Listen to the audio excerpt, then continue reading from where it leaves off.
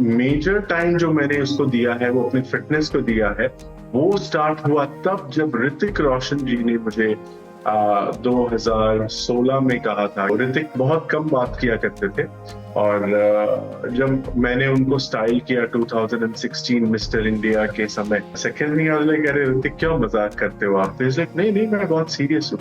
And I was like, okay, I just smiled because I was really happy that Hrithik Roshan ऐसे कह रहे हैं मुझे। तो जब मैंने मिस्टर परवनी जीता था, उस समय मैंने ये सपना देखा था कि मैं बड़ा होके मिस्टर महाराष्ट्र का खिताब जीतूंगा। विद्युत जामवाल, जब मैं उनका भी कंसल्टेंट था, बोले कि आपको पता है ये इंडिया का सबसे स्मार्ट लड़का है, ये मिस्टर इंडिया जीतता हुआ है। तो मैं इतना ब्लश करने लगा। आई सेड कि मतलब विद्युत जामवाल आप ऐसे बोल रहे हैं, I don't know what to say. Hello and welcome dear friends, मैं हूं आपके साथ प्रेरणा कौशिक और आप देख रहे हैं नवभारत टाइम्स एंटरटेनमेंट। आज के हमारे स्पेशल गेस्ट हैं इंडिया इंटरनेशनल 2017 के विनर दारा सिंह खुराना। सबसे पहले तो आपका बहुत बहुत स्वागत है नवभारत टाइम्स एंटरटेनमेंट में। थैंक यू सो मच प्रेरणा, बहुत अच्छा लग रहा है आपसे आज बात करके। कैसे हो आप? बहुत बढ़िया हूँ मैं हमेशा खुश रहने की कोशिश करता हूँ, और आज भी एक बहुत अच्छा दिन है और आपसे बात हो रही है तो दिन और भी बेहतर हो गया है। ओके। अच्छा, जनरली हम लोगों को लगता है कि आपने कोई पेजेंट जीत लिया है तो कहीं ना कहीं बॉलीवुड में, हम अगर बॉलीवुड की नजर से देखें और एज अ ऑडियंस की नजर से भी देखें तो लगता है कि आपको बहुत सारे ऑफर्स मिलते होंगे, आपके पास प्रोजेक्ट्स की लाइन लग जाती होगी। तो इस बात में कितनी सच्चाई है? प्रोजेक्ट्स ऑनेस्टली तो मिलते हैं, बट जिस प्रोजेक्ट के बारे में आपने सोचा होता है वो शायद मिले या ना मिले, वो बहुत सारे अदर फैक्टर्स के ऊपर भी डिपेंड करता है। तो जैसे जब मैंने पेटेंट जीता तो बहुत सारे ऑफर्स थे, बट इस तरीके के कैरेक्टर्स थे, इस तरीके की रोल्स थी, इस तरीके की फिल्म्स थे जो मैं नहीं करना चाहता था। तो मैंने काफी सारी चीजों को मना किया। और तो आपका सवाल जो था कि ऑफर्स बहुत सारे आते हैं, ये बिल्कुल सही है, बट सही ऑफर्स आते हैं या नहीं आते, ये डिबेटेबल अच्छा। अच्छा, पेजेंट जीतने का सफर बहुत ज्यादा बड़ा होता है। आई एम श्योर आप लोगों को बहुत ज्यादा हार्ड वर्क, बहुत ज्यादा मेहनत करनी पड़ती है। तो एक पेजेंट विनर के लिए क्या क्या क्वालिटीज की हम जरूरत महसूस करते हैं? जो आपके अंदर सारी क्वालिटीज हैं, ऑब्वियसली तभी आप उसके विनर हैं। है। आई थिंक सबसे इम्पोर्टेंट है आपकी ओवरऑल पर्सनैलिटी। आप अपने आप को किस तरीके से कैरी करते हैं, जब आप बात करते हैं तो आपके हैंड मूवमेंट्स किस तरीके से हैं, आपके फेस जेस्चर्स किस तरीके से हैं। Second most important thing is your communication skills. अगर आप एक यूथ आइकन बन रहे हैं एक पेजेंट जीतने के बाद, तो आपका प्राइमरी काम ये होता है कि आप यूथ के एम्बेसडर होंगे, आप यूथ को मोटिवेट करेंगे। तो आप किस तरीके से अपने आप को कम्युनिकेट करते हैं और अपनी बात को किस तरीके से उनके सामने रखते हैं, ये बहुत इंपॉर्टेंट होता है। थर्ड होता है presence of mind. Presence of mind में ऐसी चीजें हैं, क्योंकि आप इतना ट्रैवल करते हो ऑल अक्रॉस द ग्लोब, दुनिया भर में अलग अलग तरीके के लोगों से मिलते हो और हर किसी का अलग सवाल होता है। तो क्या आप एक हाजिर जवाबी इंसान हो? और हाजिर जवाबी होने का मतलब सिर्फ ये नहीं है कि कुछ भी जवाब दे देना, बट उस क्वेश्चन का सही जवाब देना और सामने वाला सेटिस्फाई हो जाए आपका आंसर सुन के, क्या आप उस तरीके का जवाब दे सकते हो, ये बहुत जरूरी होता है। अपार्ट फ्रॉम दैट, बहुत बहुत इंपॉर्टेंट है कि आपके फिटनेस लेवल्स। और आई थिंक या that's almost that covers pretty much जो एक पेजेंट विनर में होना चाहिए। अच्छा, आपने अपने आप को किस तरीके से पॉलिश किया था और आपको कितना ज्यादा इसमें समय लगा? आई थिंक अपने आप को पॉलिश करना एक प्रोसेस है। मैं मानता हूं कि मैं आज भी अपने आप को पॉलिश कर रहा हूँ, आज भी चीजें सीख रहा हूँ, आज भी अपने आप को इवॉल्व कर रहा हूँ। तो ऐसे नहीं कह सकते कि मुझे कितना समय लगा था, एक एक पर्टिकुलर समय था। मैं अपना 10th स्टैंडर्ड फिनिश करके अपने घर से, छोटे से टाउन परभनी से बाहर निकल गया था, और तब से बहुत सारी चीजें सीखी। अगर आप मेरे पुराने फोटोग्राफ्स देखेंगे तो मतलब मैं अगर खुद अपने आप को देखता हूँ तो मुझे लगता है सीरियसली मैं था ये और किस तरीके से कपड़े पहनने हैं, किस तरीके से कम्युनिकेशन करनी है, बातचीत करनी है, अपने आप को कैरी करना है, कहाँ पे बोलना है, कहाँ पे चुप रहना है। सारी चीजें बहुत मैटर करती हैं, आपकी फिटनेस, आपका लाइफस्टाइल। तो आई थिंक ये ओवरऑल प्रोसेस था, ये तब स्टार्ट हुआ जब मैं, आई वुड से, मैं 18 साल का था और मैं मुंबई आया। और मेजर टाइम जो मैंने उसको दिया है वो अपनी फिटनेस को दिया है। वो स्टार्ट हुआ तब जब ऋतिक रोशन जी ने मुझे 2016 में कहा था कि तुम क्यों नहीं मिस्टर इंडिया के लिए चले जाते हो। तब उस समय मैं उनका फैशन कंसल्टेंट हुआ करता था। तो ऋतिक बहुत कम बात किया करते थे। और जब मैंने उनको स्टाइल किया 2016 मिस्टर इंडिया के समय, वो मिस्टर इंडिया को विनर को सैच करने जा रहे थे। तो जब वो वहां से वापस आए तो उन्होंने मेरी तरफ देखा और बोला कि तुम भी चले जाओ मिस्टर इंडिया में, तुम भी लंबे ऊंचे हो और थोड़ा सा अपने आप के ऊपर अगर काम करोगे तो तुम भी शायद यू कैन डू गुड। तो first thing I was shocked कि ऋतिक काम के बाहर की बात कर रहे हैं। और second thing I was like, अरे ऋतिक क्यों मजाक करते हो आप। तो इज लाइक, नहीं नहीं मैं बहुत सीरियस हूँ। And I was like, okay, मैं I just smiled because I was really happy that Hrithik Roshan ऐसे कह रहे हैं मुझे। और कट टू 7-8 महीने बाद 2017 के मिस्टर इंडिया के ऑडिशन स्टार्ट होने वाले थे और मैंने एक जून पे एक बहुत बड़ा होर्डिंग देखा जिसके ऊपर लिखा हुआ था, if you think you have it in you to represent your country at Mr. International, be a part of Mr. India। जिसका ऑफकोर्स मतलब है कि अगर आपको लगता है कि आपके अंदर वो काबिलियत है कि आप अपने देश को इंटरनेशनल प्लेटफॉर्म पे रिप्रेजेंट कर सकते हो, तो आइए मिस्टर इंडिया का पार्ट बने। और जब वो मैंने बोर्ड देखा तो सबसे पहले मुझे ऋतिक की बात याद आई कि अरे ऋतिक ने भी तो मुझे कहा था। तो शायद शायद ये यूनिवर्स का साइन है कि मुझे मिस्टर इंडिया में पार्टिसिपेट करना है। और दूसरी बात मुझे जो बहुत गहरे तरीके से याद आई वो ये थी कि जब मैं स्टैंडर्ड 8th में था अपने छोटे से शहर परभनी में, तो वहां पे एक लोकल पेजेंट हो रहा था मिस्टर परभनी, और मैंने वो जीता था। तो जब मैंने मिस्टर परभनी जीता था उस समय मैंने ये सपना देखा था कि मैं बड़ा होके मिस्टर महाराष्ट्र का खिताब जीतूंगा।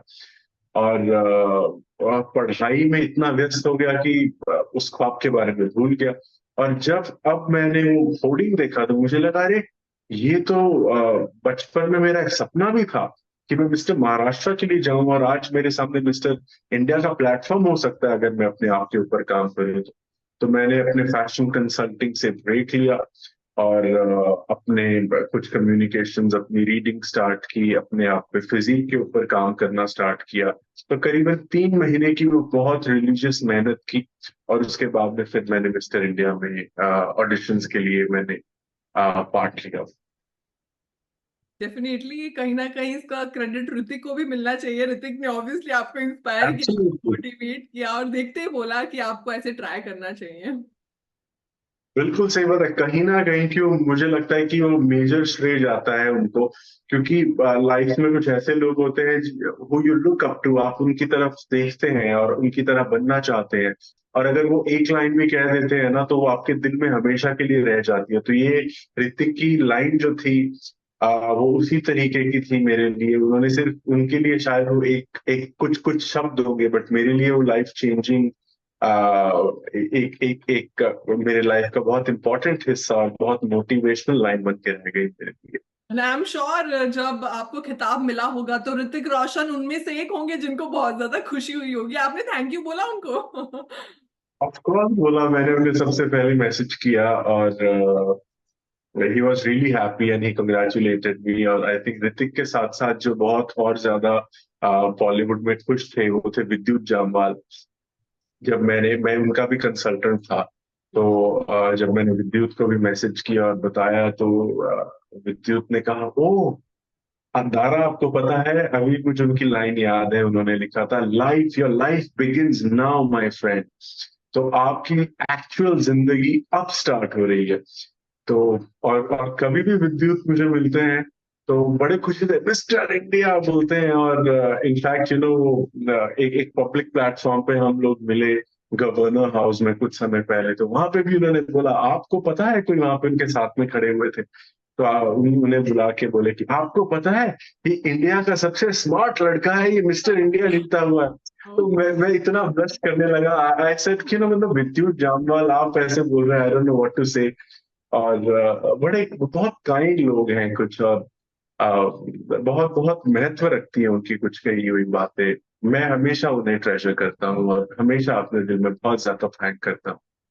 अच्छा, ऐसे बहुत अच्छा तो फील होता होगा ना कि ऑब्वियसली ऋतिक रोशन आपको ऐसे सपोर्ट कर रहे हैं, खुश हो रहे हैं आपके लिए, विद्युत जामवाल खुश हो रहे हैं, तो कहीं ना कहीं एक बॉलीवुड से भी आपको सपोर्ट मिल रहा है। बिल्कुल सही बात है। बहुत बहुत खुशी होती है ऑफ कोर्स, क्योंकि बॉलीवुड के बारे में हम इतनी नेगेटिव चीजें सुनते हैं हमेशा, और हमारे फैमिली वाले भी, तो उन्हें भी लगता है कि पता नहीं ये रास्ता सही है या नहीं है। But having said that, I think God is been so kind, ऊपर वाले का इतना आशीर्वाद है कि मुझे हमेशा बहुत अच्छे लोग मिले हैं जिन्होंने बहुत मुझे सपोर्ट किया है, और मैं हमेशा शुक्रगुजार हूँ। अच्छा, तो आप दारा सिंह खुराना आगे क्या करने वाले हैं, क्या करना चाहते हैं? क्या करना चाहते हैं, ये तो बहुत लंबी कॉन्वर्जेशन होगी कि करना तो बहुत कुछ चाहते हैं कि, बट क्या कर रहे हैं। आई थिंक एक्टिंग फ्रंट पे 4 फिल्में ऑलरेडी हो चुकी हैं, अभी एक इंटरनेशनल म्यूजिक वीडियो की तैयारी चल रही है। उसके साथ साथ हमेशा से मेरा ये मोटिव हो रहा है जिंदगी में कि मेरे पापा ने मुझे सिखाया कि बेटा, अगर तुम कुछ बनते हो तो सिर्फ अपने आप के लिए नहीं बनते हो। अगर तुम्हें कुछ मिलता है, जिसकी तुम्हें जरूरत है, उससे ज्यादा मिलता है, तो इसका मतलब ये है कि ऊपर वाला चाहता है कि तुम वो अपने आसपास वाले लोगों से बांटो जिनके पास उस चीज की कमी है। तो so giving has always been a very important part of my upbringing. अब रिसेंटली मेरा अपॉइंटमेंट हुआ कॉमनवेल्थ ग्लोबल एम्बेसडर के तौर पे, जहाँ पे मैं 56 कंट्रीज के लिए पॉलिसी मेकिंग में उनका योगदान करूंगा for for the youth of 56 countries, जो बहुत ही बड़ी रेस्पॉन्सिबिलिटी है मेरे लिए। तो मैं मेंटल हेल्थ मेरा फोकस है और मैं उसके ऊपर बहुत गहराई से सोच रहा हूँ। और मैंने ये ऑब्जर्व किया है कि आजकल का जो यूथ है, ना कि सिर्फ youth but everybody in today's time, हमारे कंसंट्रेशन लेवल्स बहुत ज्यादा ड्रॉप हो गए हैं, हमारे पेशेंस लेवल बहुत ज्यादा ड्रॉप हो गए हैं, और हमारी एंजाइटी लेवल्स बहुत ज्यादा बढ़ चुके हैं। और इसका प्राइमरी जो कारण है वो है over use of social media and electronics.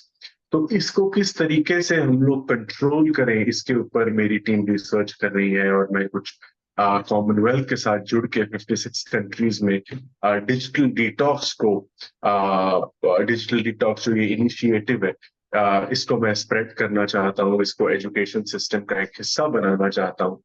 क्योंकि जब 15 साल पहले इलेक्ट्रॉनिक्स इतने हमारे ऊपर रूल नहीं कर रहे थे, सोशल मीडिया इतना हमारे ऊपर रूल नहीं कर रहा था, हमें लगता था कि जब हर किसी के पास फोन होगा तो कितना आसान हो जाएगा हर किसी के साथ कनेक्ट करना, जिंदगी बहुत आसान तरीके से चलेगी। बट आज जो हमारे पास में फोन्स हैं, इतने इलेक्ट्रॉनिक्स हैं, रोबोट्स हैं, आर्टिफिशियल इंटेलिजेंस है, आज हमें रियलाइज होता है कि हमारी जिंदगी इसके बिना ज्यादा बेहतर थी, ज्यादा सुकून था हमारे लाइफ में। तो इसका मतलब ये नहीं है कि आर्टिफिशियल इंटेलिजेंस ने आके हमारी जिंदगी को मिजरेबल बनाया है, इलेक्ट्रॉनिक्स ने हमारी जिंदगी को खराब किया है। ये हमारी गलती है कि हमने उसका यूज जो है वो ओवर कर लिया। और किसी भी चीज का आप जानते हैं, अगर यूज ओवर हो जाता है तो वो विनाशकारी है। तो हमारा रिसर्च ये प्रूव करने की कोशिश कर रहा है कि किस चीज का कितना यूज आपको मैक्सिमम आउटपुट देगा, और उससे ज्यादा अगर हम यूज करेंगे, चाहे वो इलेक्ट्रॉनिक्स हो, सोशल मीडिया हो या एआई हो उसका, तो वो विनाशकारी होगा। और इसके ऊपर मेरा रिसर्च चल रहा है, मेरी पूरी टीम है जिसके साथ में जुड़ के हम लोग इस इनिशिएटिव को आगे लेके जा रहे हैं। डॉक्टर रेखा चौधरी है जो फाउंडर है इस इनिशिएटिव की, और मैं उनके साथ में जुड़ा हूँ, और हम मिलके इस इनिशिएटिव को एक इंटरनेशनल इनिशिएटिव बना रहे हैं।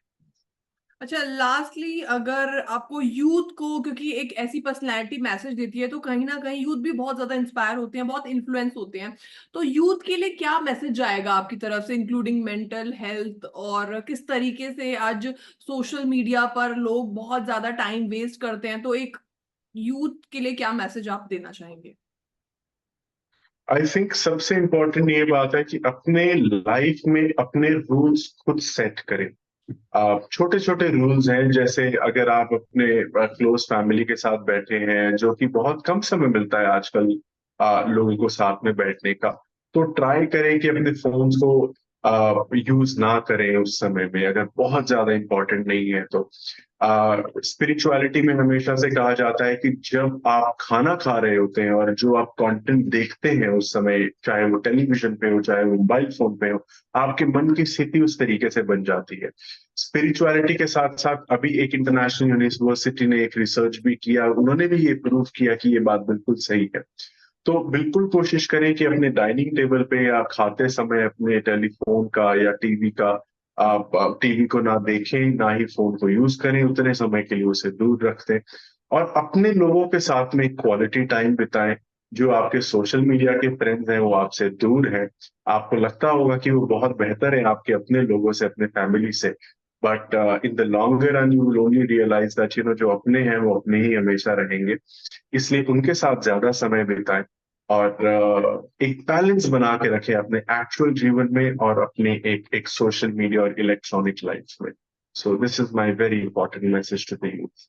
बिल्कुल, आपने यूथ के लिए, स्पेशली यूथ के लिए बहुत अच्छा मैसेज दिया कि कहीं न कहीं सोशल मीडिया पर टाइम वेस्ट ना करके अपनों के साथ समय बिताएँ, अपनों के साथ टाइम स्पेंड करें।